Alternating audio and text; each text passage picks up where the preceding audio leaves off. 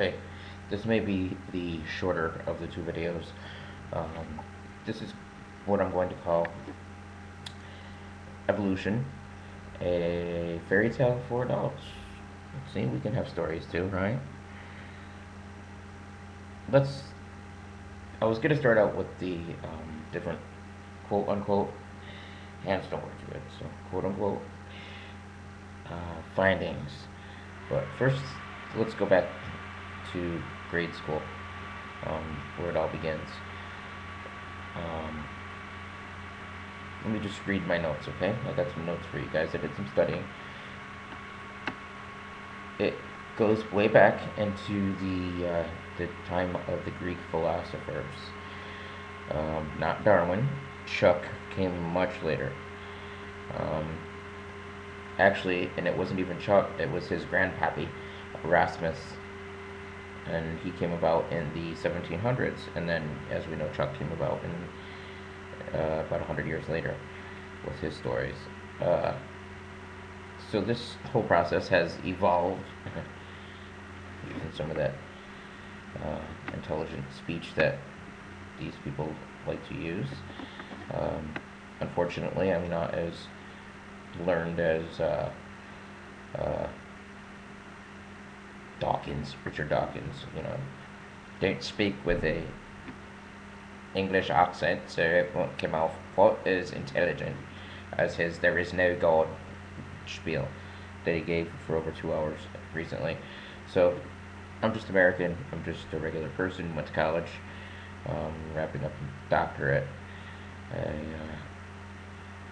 also have a master's degree, and so I've done some studying too. But I don't know. Maybe my lacking the English accent, the British accent, will make me sound less intelligible. We'll find out. But we have 7 stages that led up to all this, and I call these like the Star Wars prequels. Okay, so let's go back, and we'll begin with the cosmic evolution, which this is where you get your Big Bang theory. The universe began when nothing, literally nothing, exploded, and it produced chemicals, just a few chemicals, and these were actually gases: hydrogen, helium, and your subatomic particles. Okay, so now you just got these little things floating around, and so nothing exploded, produced these 3 elements. Okay, so and you can break down the subatomic particles, because I know some intelligent person is going to come along and say there's more than 3, but those are the 3 categories. You've got your helium, hydrogen, and subatomic particles. Then you go to the second part with these things floating around. Then you've got your stellar evolution phase.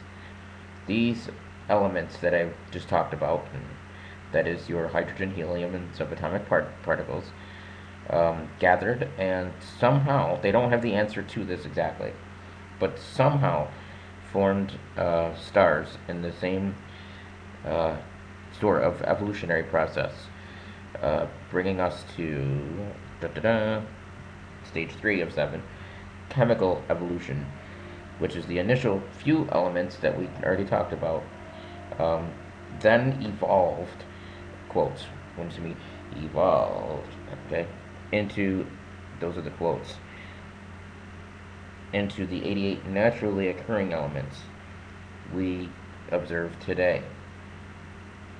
Yeah, cute, those little things just all of a sudden had little babies, and can't explain how, but the little things turned into 88 and put that little table together that we had to remember in high school, the periodic table of the elements, although I thought there was more than 88.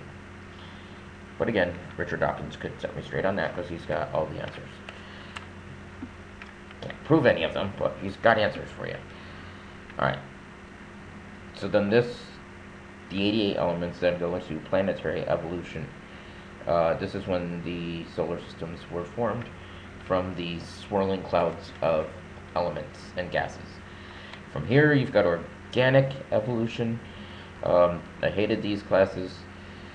Spontaneous generation, they often call it, where the Earth began as a cooled piece of molten rock a few billion years ago, and then it rained a few million years ago, which